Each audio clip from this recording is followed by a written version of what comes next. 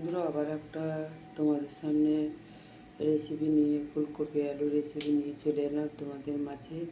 তো দেখো, ফুলকপি আলু কাটা আছে, এদিকে দেখো তেল, পাঁচ ফোড়ন, তেজপাতা দিয়ে দিয়েছি। দেখো আলু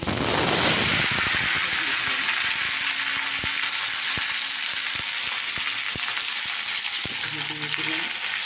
আর তোমরা সব দেখতে থাকো। এটা নুন পরিমাণ মতো দিয়ে দিলাম।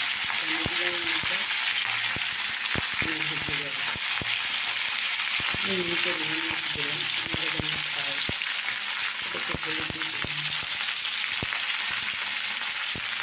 এরকম নাড়াচাড়া করবো। এইরকমই নাড়াচাড়া করবো।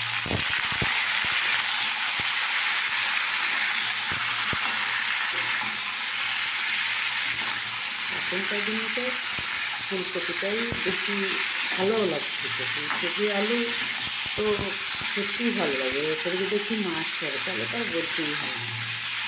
একদম খুব ভালো একটা রেসিপি। তোমরা দেখতে থাকো। এই দেখো, এখানে আদা বসিয়েছি।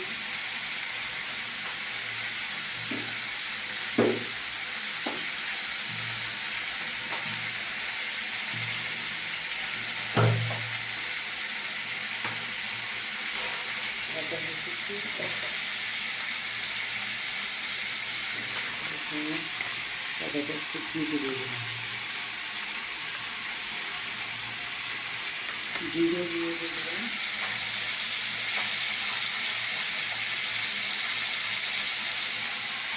আর লঙ্কা দিয়ে দিলাম।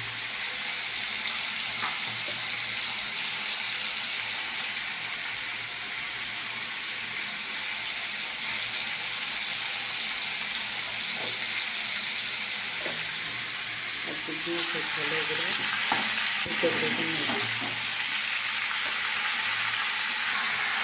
তো নাড়াচাড়া হচ্ছে।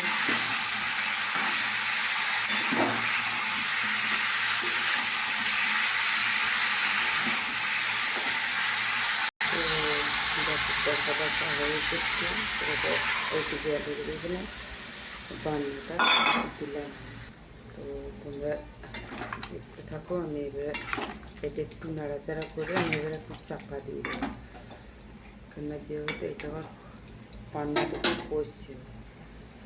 চলো বন্ধুরা, দেখে দেবে কষা হয়ে গেল। এমনি কষা হয়ে গেল।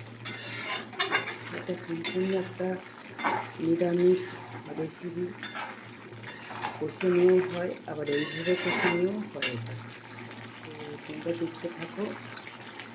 এবার জল দিয়ে দেবে। তো দেখো, আমি জল দিয়ে দিয়েছি। একটু জল মরবে, কারণ আনাজটা একটু সেদ্ধ হবে।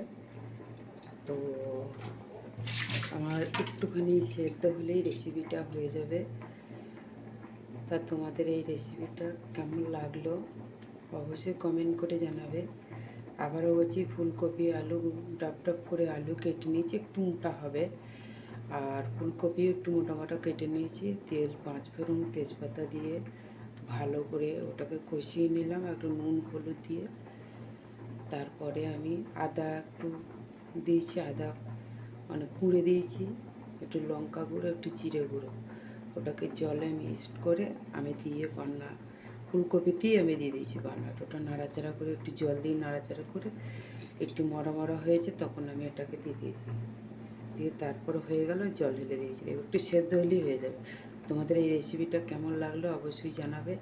আর এদিকে দেখো, আমার ভাত হয়ে গেছে, এবার নামাবো। তো কেমন লাগলো তোমাদের এই রেসিপিগুলো অবশ্যই কমেন্ট করে জানাবে।